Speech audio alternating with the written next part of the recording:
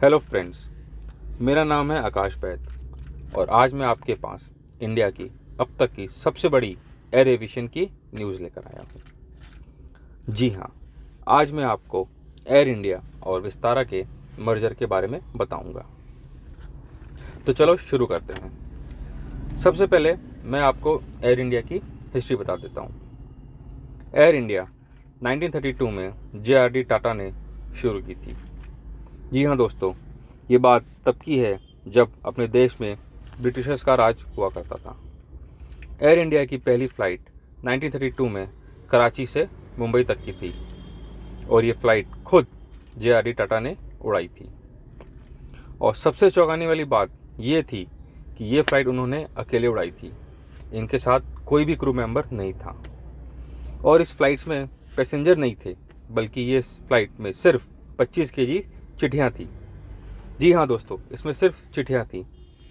जिन चिट्ठियों को कराची से मुंबई पहुंचने में कई दिन का समय लग जाता था, वो इस फ्लाइट की वजह से कुछ ही घंटों में मुंबई पहुंच जाती थी।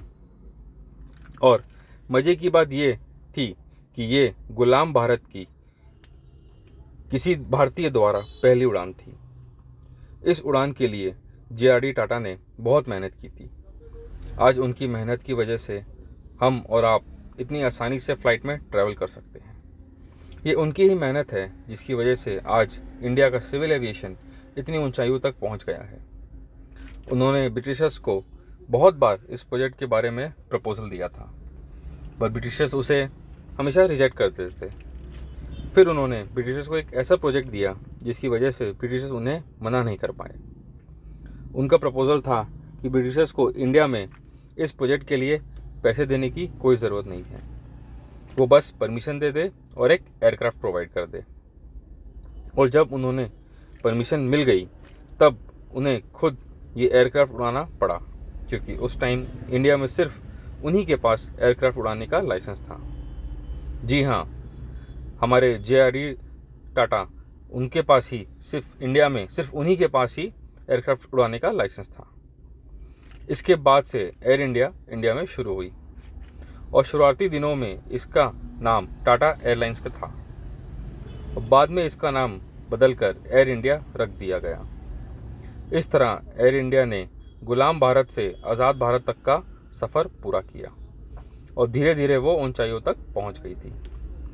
लेकिन भारत के आज़ाद होने के 3 साल बाद ही 1950 में नेहरू जी ने अपने कांग्रेस सोशलिज्म के चलते देश के बहुत सारी इंडस्ट्रीज़ को नेशनलाइज करने का आदेश दे दिया और इस नेशनलाइजेशन के चलते टाटा के 49% शेयर्स गवर्नमेंट ने खरीद लिए और इसके बाद पूरी एयरलाइन को भी गवर्नमेंट ने पब्लिक सेक्टर यूनिट बना दिया। तो फिर इसका मतलब ये हुआ कि अब से एयर इंडिया का कोई भी डिसीजन गवर्नमेंट ही लेगी और वो एयर इंडिया को मानना ही पड़ेगा। इससे JRD टाटा बहुत खफा हुए और गवर्नमेंट ने बदले में उन्हें कंपनी का चेयरमैन बना दिया और इसके बाद गवर्नमेंट और JRD टाटा ने मिलके एयर इंडिया को बहुत ऊंचाइयों तक ले गए। ये एयरलाइन देश की इकोनॉमी के लिए सबसे बड़ा बूस्टर था। लेकिन धीरे धीरे आने वाले समय में ये एयरलाइन देश की इकोनॉमी में सबसे बड़ा बोझ बन गई। इसे चलाने के लिए गवर्नमेंट को खुद की जेब से पैसे देने पड़ रहे थे। फिर एक समय ऐसा आया कि गवर्नमेंट ने इसे फिर से टाटा को बेचने की सोच ली। मार्च 2021 में डिसाइड कर लिया था कि अब वो एयर इंडिया को नहीं चला पाएगी। इसलिए अक्टूबर 2021 को गवर्नमेंट ने एयर इंडिया को वापस रतन टाटा को 18,000 करोड़ में बेच दिया। तो दोस्तों, ये थी एयर इंडिया की पूरी हिस्ट्री। अब जब एयर इंडिया फिर से टाटा के पास आ गई है तो अब उन्हें पास एक बड़ी चुनौती है कि वो कैसे इस डूबती हुई कंपनी को फिर से आसमान तक ले जाएं। और इसलिए टाटा ने एयर इंडिया और विस्तारा को मर्ज करने का फैसला लिया है। आइए जानते हैं कि ये मर्जर क्या है। बता दें कि इस टाइम एयर इंडिया और विस्तारा दोनों को टाटा सन्स मैनेज कर रही है। एयर विस्तारा में टाटा सन्स की हिस्सेदारी 51% है और सिंगापुर एयरलाइंस की 49% है। सिंगापुर एयरलाइंस भी एयर इंडिया में लगभग 2,000 करोड़ रुपए इन्वेस्ट कर रही थी, जिससे एयर इंडिया में इसका हिस्सेदारी 55% हो जाएगी। कहा जा रहा है कि मर्जर्स की फॉर्मेलिटीज़ मार्च 2024 तक पूरी हो जाएगी। कहते हैं कि दो ब्रांड में फोकस करने की बजाय जब टाटा ग्रुप अपने एक ही ब्रांड पे फोकस करेगा तो इसकी फ़्लाइट्स और इसकी पोजीशनिंग के मामले में एयर इंडिया और पावरफुल हो जाएगी और ओवरलैपिंग रूट्स को मैनेज करके नए रूट्स पे चल सकेगी। इस मर्जर के बाद एयर इंडिया देश की सबसे बड़ी इंटरनेशनल एयरलाइन और डोमेस्टिक की दूसरी बड़ी एयरलाइन बन जाएगी, जिसके पास 200 से ज़्यादा एयरक्राफ्ट्स होंगे।